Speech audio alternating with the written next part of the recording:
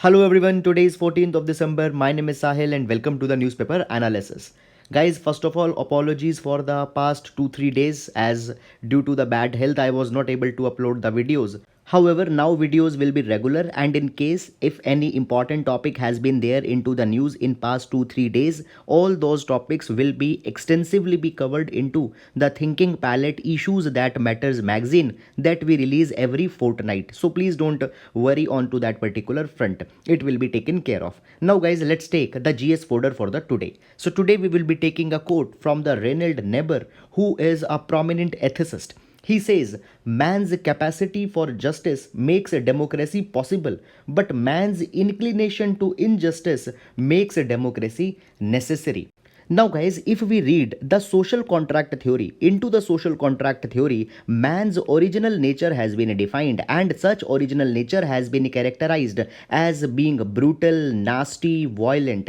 And it, because of this particular inherent nature, man is inherently inclined to bring the injustice, and this is the place where the democracy comes and rescues the mankind from such bad and brutal tendencies. So, therefore, guys, democracy is not a luxury, rather democracy is a necessity to conserve the civilizations. Guys, such an idea we can utilize into the GS paper number 2, as well as there has been many essays onto the role of democracy or the democracy theme. So there also we can utilize such a quote. So that's all about the GS folder, and now let's take the newspaper analysis. Now guys, taking up the articles that we will be discussing up today. So this first article has been taken from the Mint newspaper and it is talking about the satellite internet. So we will see that what it is along with the challenges as well as the opportunities. Then guys, this article is again taken from the Mint and a very good article. It shows that how in India caste is transforming into the class. Then guys, this particular article has been taken from the Business Standard and it is talking about the recent lawsuit that has been filed onto the Facebook. Then guys, the similar article has been there into the Hindu newspaper also. Then guys, this particular article has been taken from the Business Standard and it is talking about the recent decision of the government onto the PSUs and what will be its future implications.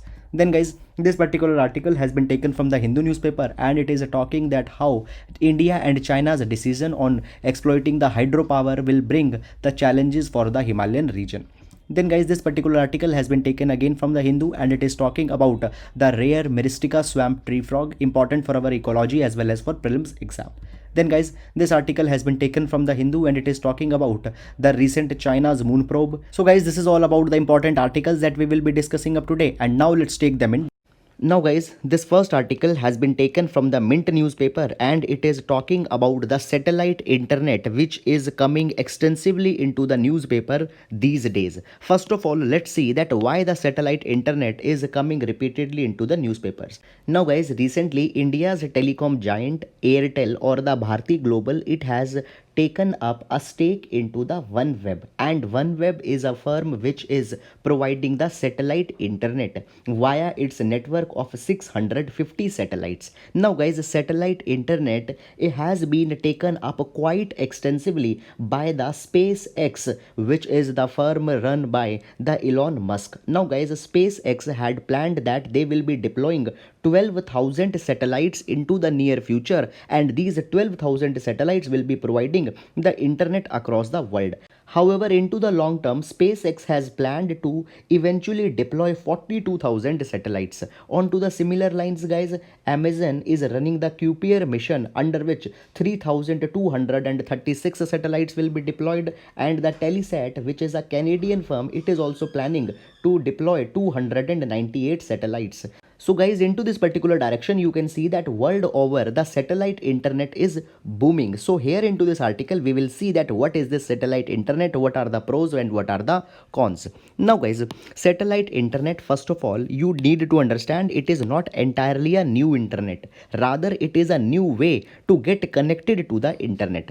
So see, traditionally what had happened via the cables which runs through the seas as well as through the fiber optic cable network, the internet was provided to the people. But here what will happen, directly the satellite will beam the internet to the households as well as to the centers wherever the internet is required. So into the most simple words, it will be working like the dish cable TV. So you have a dish installed onto your household which directly receives the signal. Now into the same way, the internet will also be received, but it is different also from the traditional cable dish TV. How?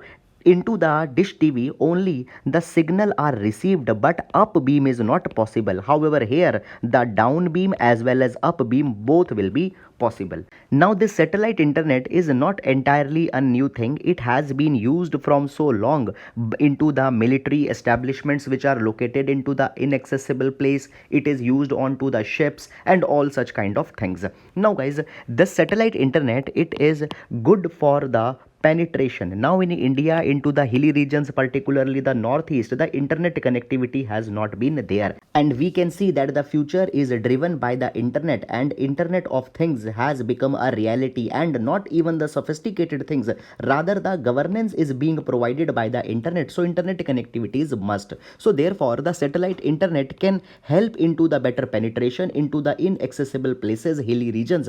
However, this internet is not ideal for the performance, because guys, the maximum speed that we can achieve, it could be into the range of 1 to 2 mbps only, which though first of all is still called as the broadband internet as per the India's broadband policy, but into the present wake of things we know that such a thing is not desirable, because the mobile internet as well as the fiber optic network has provided even more faster speeds. So it is not a performer, rather it is the last resort solution for these particular type of regions. However guys, the satellite internet also has one more problem, that it is very much prone to the weather aberrations. For example, if the cloud cover increases, if the rainy weather is there, then there will be some problems into the satellite internet. However guys, anyhow, satellite internet is the good thing when compared with the no internet, and as the sub-Saharan African countries, the inaccessible pockets into the third world countries are there, this particular thing will be bringing large amount of benefits. So guys, this is all about this particular incident, and now we'll be moving up into the next article. Now guys, this particular article has been taken from the Mint newspaper, and it is talking as how the caste politics in India is changing into the class politics. Now this particular article is very important for your GS paper number 1 under the Indian society. So guys, let's see this particular topic. Now, if we take up the reference point, then guys, B.R. Ambedkar and the Ram Manohar Lohia, after the Indian independence, held a view that in India the politics will be conditioned primarily by the caste, and caste will be the axis for the political mobilization. Now see, this was the time when the ideas of Marxism and socialism were very much dominant, and you might be knowing that the Marxism works onto the notion of the class politics. However, in India, it was assumed that not the class but the caste will be the dominant form, and this particular thing proved to be true for some times, as it has been seen that throughout the 1970s as well as into the start of 80s, there was the politicization of caste. Onto the caste notions, the votes were asked, the developmental policies were designed, and guys, into the next few years, this caste became so dominant a force that it has been characterized that India had even seen the casteization of the politics, where the caste was such a big factor. However guys, it has been said that particularly after the 1991 reforms, this reality is changing, and now the new realities are coming, and this reality is the class politics. Why the class politics is now coming into the India? Because of the three factors. Factor number 1 is that guys, today inequality in India has increased to so much that the have and have not have been further defined, and the haves are characterized by the ones who are having the stable jobs, high paying jobs, and the formal jobs. And now as the pandemic had came in India, the inequality because of the job losses has further increased, and now guys, economic classes have been made. Now more and more people in India are calling themselves as the middle class. Now into this particular chart, you can see that today more than 50% people are calling themselves as belonging to the middle class. Now India has traditionally been a country which is dominated by the poor people, and now for the first time people are emerging out of this thing and calling themselves as the middle class. So the middle class is actually the one class which needs the reform. Let's take the present reforms that the government has taken. The reform of the labor laws as well as the reform over the agriculture. So basically the middle class, it is calling that such kind of things are needed, and the other poor class, it is calling that the such reform is not needed. So what has happened, a new binary has been created where the middle class, they are pitted against the poor class.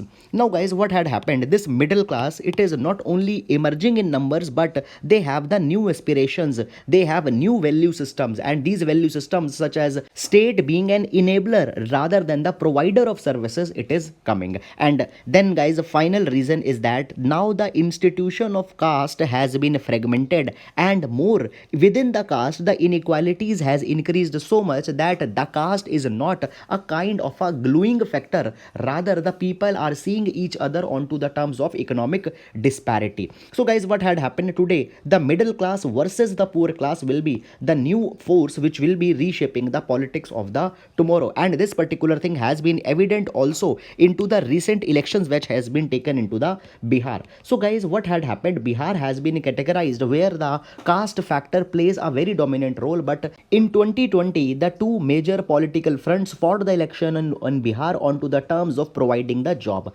Now the one of the political front, they provided that they will provide job by filling the government vacancies, whereas the other political front, they played that they will provide the job by bringing the private sector. So basically how the economic class can be reaped, that will be driving the politics for tomorrow. So guys, this is a kind of a very important observation, and such a trend is coming. And now guys, the data which we have used here, such a data has been taken from the Lok Niti. You can provide its reference, and into many of the social findings, the Lok Niti is a very prominent source guys. So that's all about this particular article, and now we will be moving to the next article.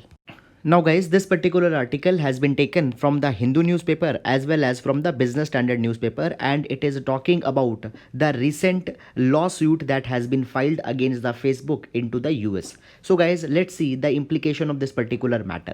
Now what has had happened, the Federal Trade Commission of the US as well as the Attorney General of the 46 states have filed a charge against the Facebook, and these charges are the antitrust charges. It has been said that the Facebook is using the anti-competitive strategy to drive out the business, and into this particular process the consumers are not able to get the advantage of the competition. Now what had been done by the Facebook, Facebook is using the two-pronged strategy. Either it buys out the potential competition. For example, what had happened, the Instagram, which might have given a competition to Facebook, was bought in 2012 for the $1 billion, and similarly the WhatsApp was also bought for $19 billion in 2014. Simply we can see that money is no bar in buying out the competition. Or secondly, if it is not able to buy out, then guys, the phenomena of the wrath of the mark is used against those particular business.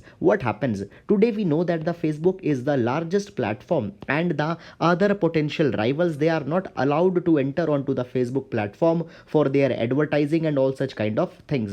So Facebook deliberately keeps them out of the ecosystem, and in the process they themselves die out.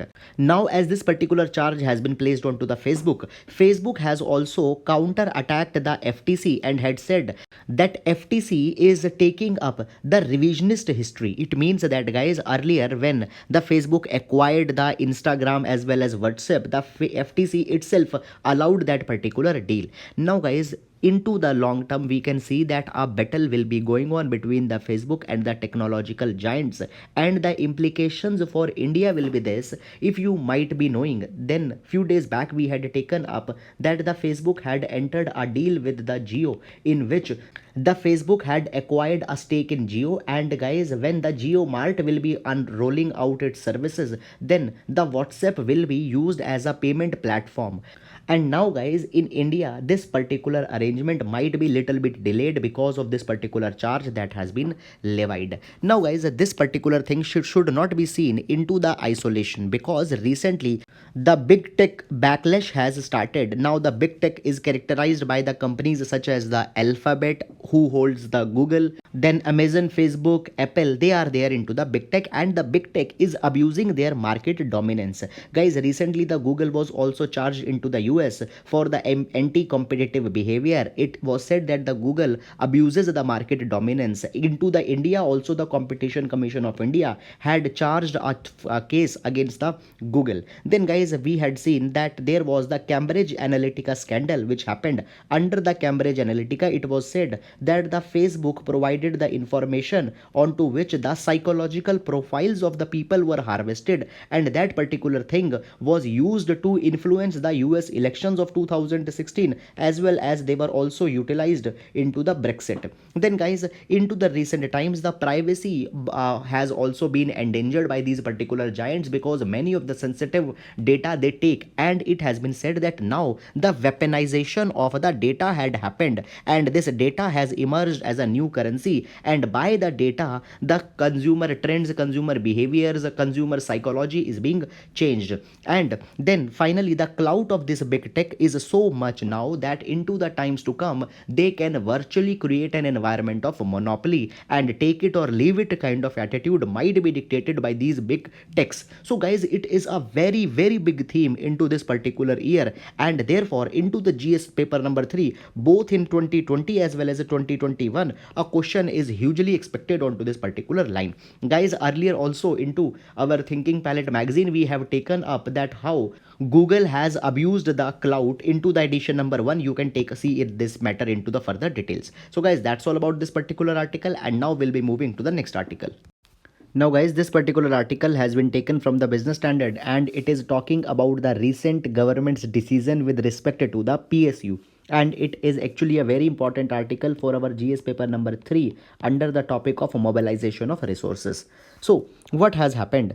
Government has recently decided that the PSUs, or the public sector units, they need to pay the higher dividend to the shareholders. Now, guys, see this particular thing. Whenever an enterprise is created, then the shareholders are the one who are paying the money to the enterprise, and in return, the shareholder needs the dividend. Now, into the PSU, who is the biggest shareholder? Biggest shareholder is the government itself. So, PSU, whatever profit they are earning, they need to give it as a dividend to the government. Moreover, government has also said that the PSUs should focus on to the monetization of the non-core assets. So monetization of non-core assets means that selling up of the assets or the disinvestment of the assets which are not constituting the essential part of the business. Just let's take one example. Suppose there is a PSU, and this PSU is making up the steel.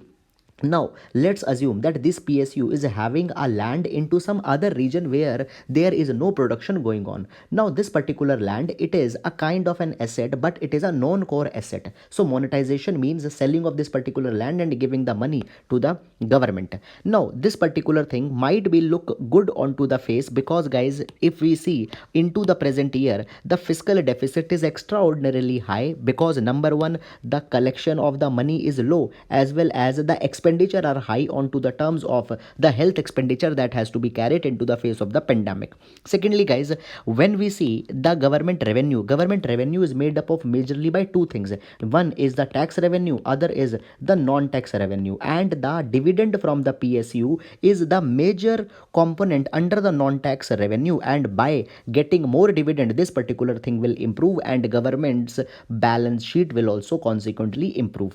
Then guys, see, when we talk about the dividend that is received by the PSUs, then it is not to be shared with the state government, and therefore this particular money can be used by government onto their own wishes. So therefore it will give more fiscal legroom to the government. So therefore, into the extraordinary times of crisis, this could be a kind of a good move. But guys, it is not the entire picture, and there are some challenges also. Now let's see the challenges. Number one, guys, if we see the dividends that are being paid by the PSU even before before this new notification, then guys, 55 PSUs which are listed, they have paid nearly 70% of their profit as dividend to the government, and it is two times high compared to the Nifty 50 firms. So already so much of money is being given. Now how it is possible to give even more dividend? After that, guys, see what has happened. Recently government had said that the PSUs should explore to increase their market capitalization. Now market capitalization increases when the company invests and acquires such kind of ventures which can increase the economic cap of a company. Now just see, if there will be no profit which will be left for the further expansion, how the market capitalization is possible? Into the corporates, they retain a substantial profit for the further expansion, but such a thing is not being carried into the PSUs. Therefore the market capitalization is not possible if such a kind of an approach will be adopted. Then guys, see what has happened. Government has always treated the PSUs as well as public sector bank as the budget extension. When government is having shortage of cash, they ask the dividend from here, and such an approach is not good into the spirit of effective functioning of these entities.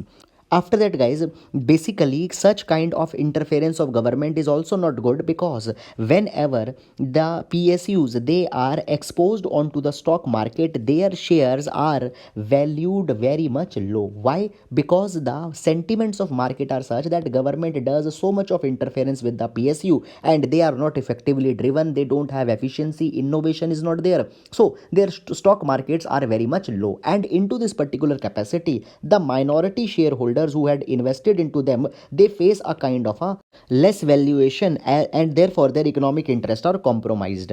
Now guys, it has been suggested that the way forward is only this, that government need to give more autonomy to the PSUs for their sustainable functioning, and it should not unnecessarily meddle up with the affairs of the PSUs, and should stop treating it as the cash cow for the government's capital expenditure as well as for the government's non-tax revenue. Therefore, the PSUs need to be treated on par with the private entities so that they become relevant into the present times. So guys, that's all about this particular article, and now we'll be moving to the next article.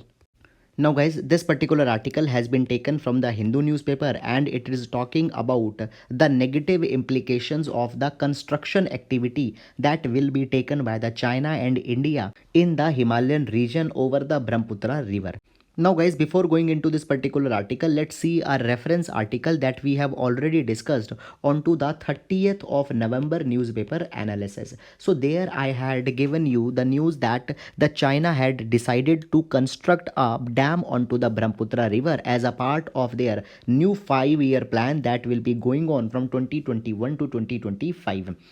China had decided that they will be making the hydropower exploitation because they want to achieve the carbon peak by 2030 and want to achieve the carbon neutrality by 2060. We have seen that now China had decided to create a dam, and this is for the first time happening that towards the lower reaches onto the Great Bend region the dam will be created. And now this particular attempt has also been seen as the China's weaponization of water, which China had often did. Now guys, in response, after 2 days we have seen one more article where I had told you that in response India also decided that they will also be making a 10 gigawatt power project into the Arunachal Pradesh, and this particular India's response is towards the China's dam construction activity. Now guys, this particular article starts from this reference point that okay, both India as well as China has decided that they will be carrying up the construction, but this is very bad for the Himalaya region, which is ecologically fragile. Often what happens, the China as well as India both underestimate the fragility of the region and overestimate the economic potential, and the region has turned as a proxy region for both of these countries. Now guys, a kind of a mad rush is being taken up into the Himalayas. Now just let's see that type of projects that has been taken. See, into the last 20 years the construction activity has been very much evident, and if we see into the Arunachal Pradesh, onto the tributaries of Brahmaputra river, there are projects such as the 600 megawatt Kameng project. Then there is the 2000 megawatt Subansiri lower hydroelectricity project. Onto the opposite hand, the China is also doing such kind of rigorous construction. China has already completed 11 out of the 55 projects that it has planned to be taken up into the Tibetan region.